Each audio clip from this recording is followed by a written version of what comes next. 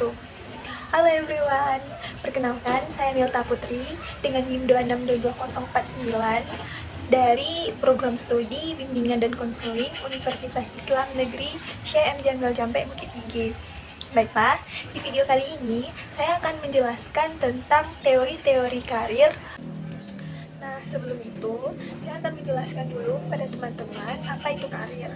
Oke, jadi karir itu adalah suatu pekerjaan atau jabatan yang dipegang oleh seseorang.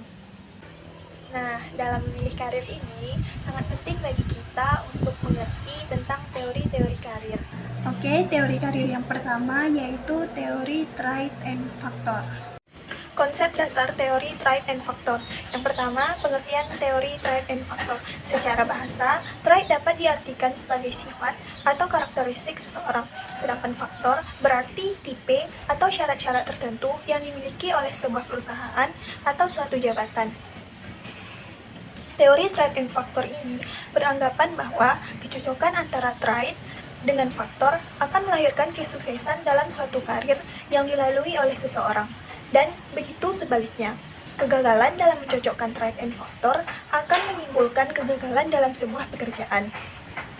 Jadi di sini dapat diartikan bahwa jika sifat atau karakteristik seseorang cocok dengan syarat-syarat yang ada di suatu perusahaan, maka karir yang ia jalani akan berjalan dengan lancar atau sesuai dengan apa yang ia inginkan. Sedangkan jika tidak sesuai dengan sifat atau karakteristik tersebut dengan syarat atau ketentuan-ketentuan di suatu pekerjaan, maka berkemungkinan besar karir yang akan ia jalani itu akan gagal.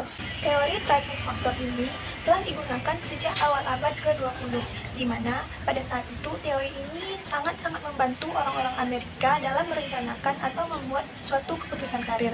Teori ini diciptakan oleh Frank Person, yang dimana pada saat itu kebutuhan akan perencanaan karir menjadi prioritas utama di Amerika, sehingga Frank Person menciptakan teori tersebut. Latar belakang lahirnya teori Triad and Factor ini adalah teori ini telah digunakan sejak awal abad ke-20, di mana pada saat itu teori ini sangat membantu orang Amerika dalam merencanakan atau membuat keputusan karir. Teori Triad and Factor ini bertujuan untuk mengajak individu untuk bisa lebih mengenali dirinya dan mampu mengembangkan cara-cara agar dapat keluar dari masalah yang sedang ia hadapi, agar individu tersebut memiliki pemahaman tentang klarifikasi diri, pemahaman tentang dirinya, penerimaan diri, pengarahan diri, dan aktualisasi diri. Keunggulan dari teori Triad and Factor ini adalah, yang pertama, konseli mendapatkan data yang akurat dan valid tentang dirinya, yang diperoleh melalui tes psikologi atau instrumen non-tes yang telah dikerjakan oleh konselor secara ilmiah. Yang kedua, konseli mendapatkan berbagai informasi dunia kerja dan berbagai persyaratan yang mesti ia miliki untuk memasuki dunia kerja tersebut. Yang ketiga, konseli mendapatkan berbagai tawaran tentang pilihan pekerjaan, kepuasan karir, dan solusi terhadap berbagai persoalan yang sedang ia hadapi. Yang keempat, konseli akan lebih puas apabila mendapatkan karir sesuai dengan analisis teori Triad and Factor ini, sehingga kemungkinan tingkat keberhasilan dan kesuksesan dalam karir tersebut akan lebih tinggi. Namun, di balik semua keunggulan tadi, teori ini juga memiliki kelemahan, seperti konseli lebih bersifat pasif, dan yang lebih aktif itu guru pembimbing atau konselornya. Selanjutnya, konseli akan frustasi apabila tawaran pilihan karir tidak dapat ia temukan, karena konseli terbatas pada pilihan karir yang telah ditetapkan oleh konselor berdasarkan analisa dari teori Triad and Factor tadi. Salah satu implikasi dari teori Triad and Factor ini bagi para konselor yaitu karena seseorang individu memiliki sifat yang berhubungan dengan pilihan okupasional yang dapat diukur, maka konselor dapat membantu memahami dirinya sendiri, minat-minatnya, bakat-bakatnya, nilai-nilai, dan keterampilan-keterampilan yang ada pada dirinya. Oke, baik. Teori karir selanjutnya yaitu teori Ginsberg. Teori ini berasumsi bahwa dalam proses pemilihan karir, individu cenderung dipengaruhi oleh faktor perkembangan atau usianya, Semakin bertambah usia, individu tersebut semakin dapat memilih karir secara rasional, sehingga karirnya akan semakin sesuai dengan bakat dan minatnya. Ada 3 tahapan perkembangan pemilihan karir menurut teori Ginsberg ini. Yang pertama, masa fantasi, di mana pada masa ini usianya sekitar 10 atau 12 tahun. Pada masa ini, proses pemilihan karir dilakukan dengan asal pilih, tanpa dipertimbangkan. Pilihan karir hanya didasarkan pada kesan yang dapat memberikan kesenangan atau kepuasan semata. Selanjutnya, masa tentatif. Masa ini terdiri dari 4 tahap, yaitu yang pertama tahap minat, yang berlangsung antara usia 11 sampai 12 tahun, di mana individu mulai menyadari kemana arah karir mereka. Anak usia ini cenderung hanya melakukan aktivitas yang sesuai dengan kesukaannya saja. Yang kedua, tahap kapasitas. Tahap ini berlangsung pada usia 12 sampai 14 tahun. Pada tahap ini, anak mulai memperkenalkan ide tentang kemampuan terhadap pertimbangan karirnya. Yang ketiga, tahap nilai, yang berlangsung antara usia 15 sampai 16 tahun. Individu mulai menyadari bahwa pekerjaan yang dilakukan seharusnya tidak hanya akan memberikan kepuasan, tetapi juga memberikan makna bagi orang lain. Dan tahap yang terakhir yaitu tahap transisi, yang berkisar pada usia 17 sampai 18 tahun, di mana pada tahap ini individu mulai menyadari keputusannya tentang pilihan karir. Masa yang ketiga yaitu masa realistik. Rentang usianya 18 hingga 22 tahun. Masa ini dikelompokkan juga menjadi 3 tahap, yaitu yang pertama tahap eksplorasi, di mana individu melakukan eksplorasi dengan memberikan penilaian terhadap kegiatan yang berkaitan dengan pekerjaan dalam tuntutan kerja yang sebenarnya. Yang kedua, tahap kristalisasi, yaitu tahap di mana individu mengambil keputusan yang berhubungan dengan pekerjaan, baik yang berhasil maupun yang gagal.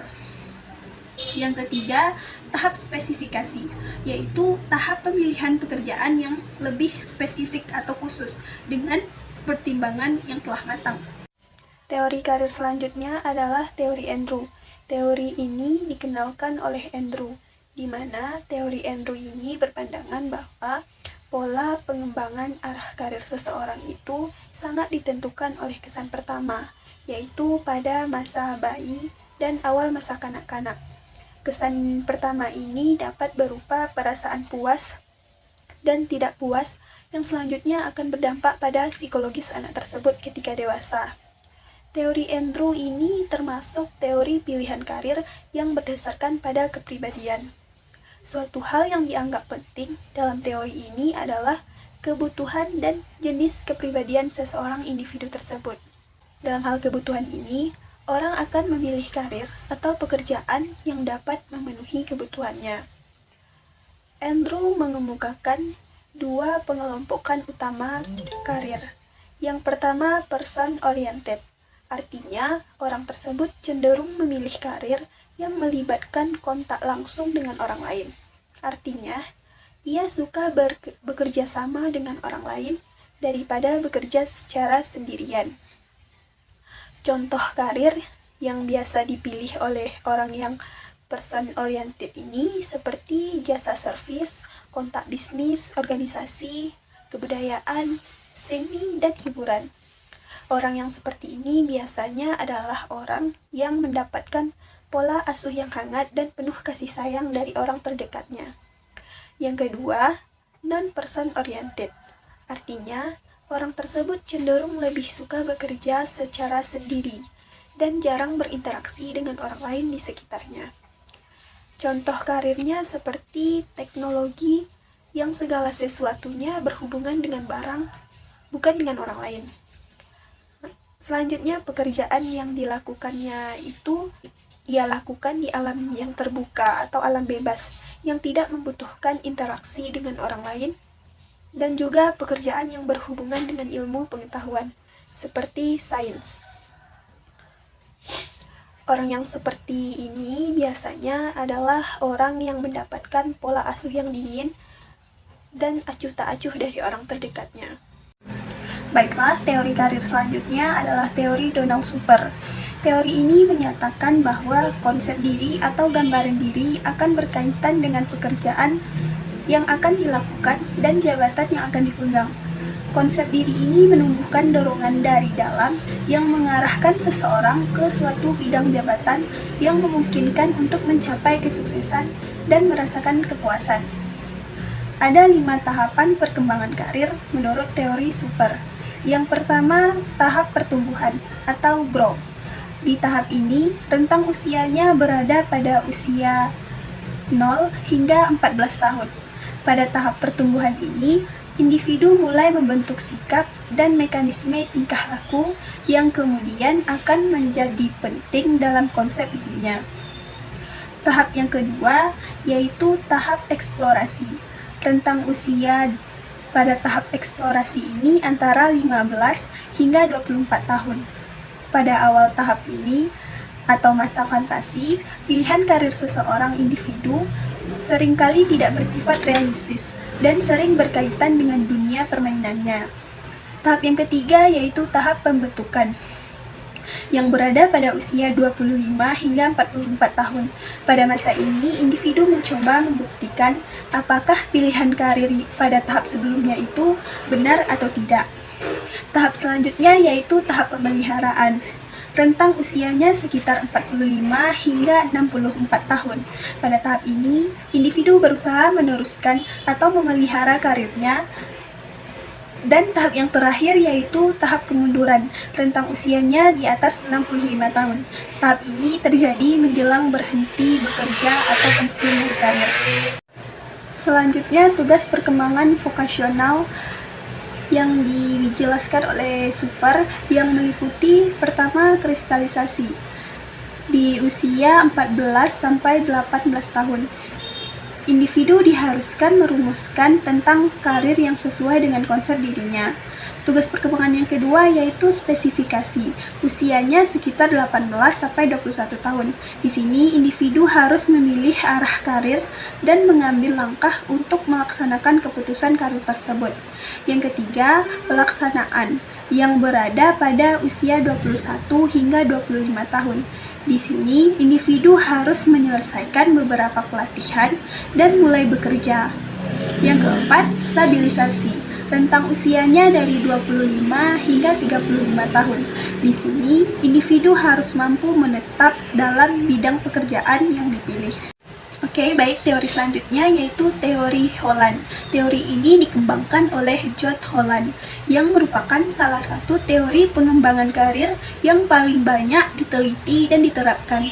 Teori Holland ini menjelaskan bahwa interaksi individu dengan lingkungan tersebut dapat menghasilkan karakteristik pilihan karir dan penyesuaian lingkungan karir. Inti dari teori ini adalah proyeksi dari kepribadian individu dengan suatu pekerjaan. Teori pilihan karir Holland ini menyatakan bahwa dalam memilih karir, orang lebih suka pekerjaan di mana mereka bisa berada di sekitar orang lain yang memiliki kesamaan seperti dia. Teori Holland ini mengelompokkan 6 tipe kepribadian. Yang pertama, realistik. Tipe kepribadian realistik ini adalah orang-orang yang berurusan dengan lingkungan yang objektif, konkret, dan sifat fisik yang manipulatif. Mereka menghindari tujuan dan tugas-tugas yang menuntut subjektivitas, ekspresi intelektual atau seni, atau kemampuan sosial.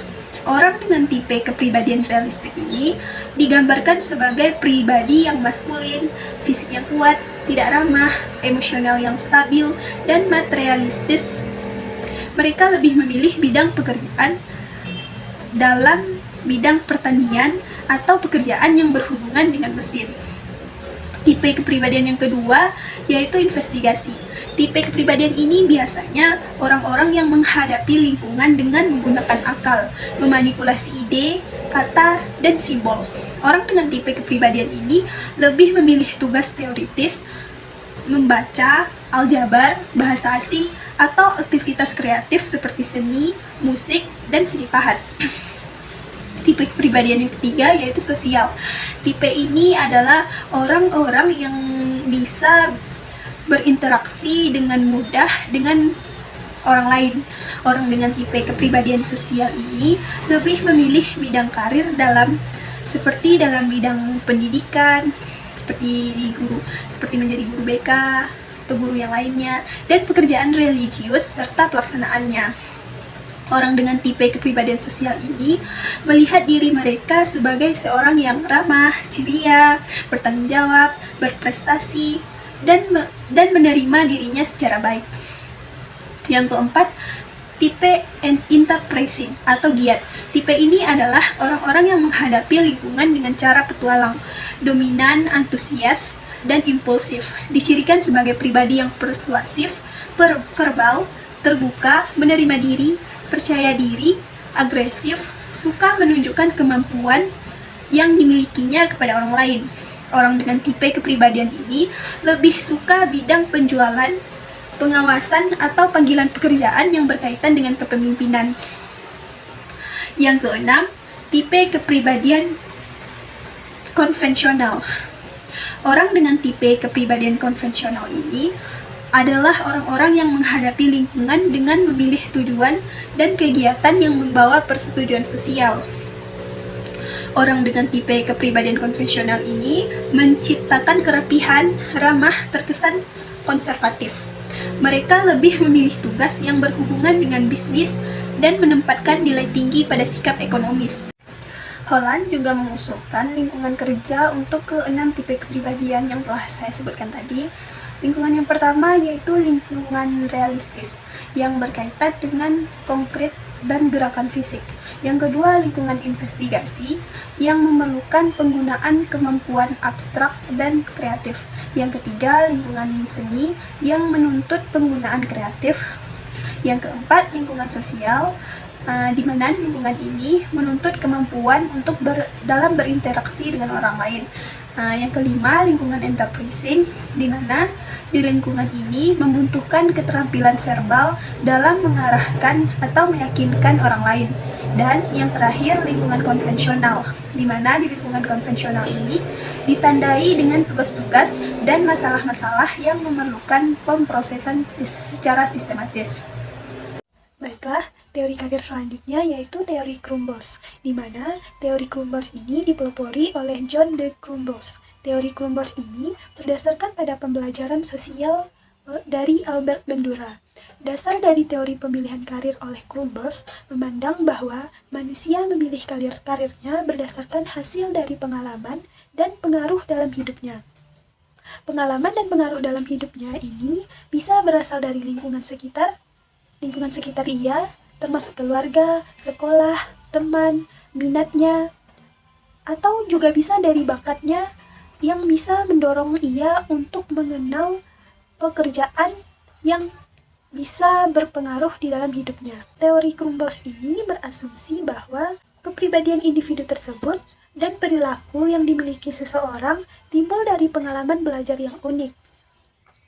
Teori Crumbles mengatakan bahwa secara potensial penyebab kesulitan dalam membuat pilihan karir itu bersumber dari pemgeneralisasian yang salah. Perbandingan diri dengan orang lain, perkiraan yang dilebih-lebihkan dalam hasil, dampak emosional, dan menggambarkan hubungan sebab akibat yang salah. Maka, teori ini percaya bahwa beberapa hal yang telah saya sebutkan tadi itu bisa menghambat seseorang dalam pemilihan dan menentukan karirnya. Teori Crumbles ini memiliki beberapa kelebihan. Salah satunya adalah memberikan fasilitas kepada seorang individu dalam memperoleh pengetahuan tentang dirinya sendiri dan skill yang dibutuhkan untuk menangani dunia yang bersifat dinamis atau berubah, atau juga dunia yang tidak pasti. Namun, di balik kelebihan ini, tentunya teori Crumbles ini juga memiliki kelemahan.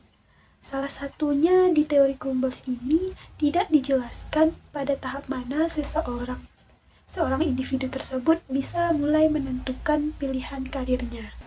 Oke, baik. Sampai di sini dulu penjelasan saya tentang teori-teori karir. Semoga penjelasan saya tadi bisa bermanfaat bagi teman-teman semua.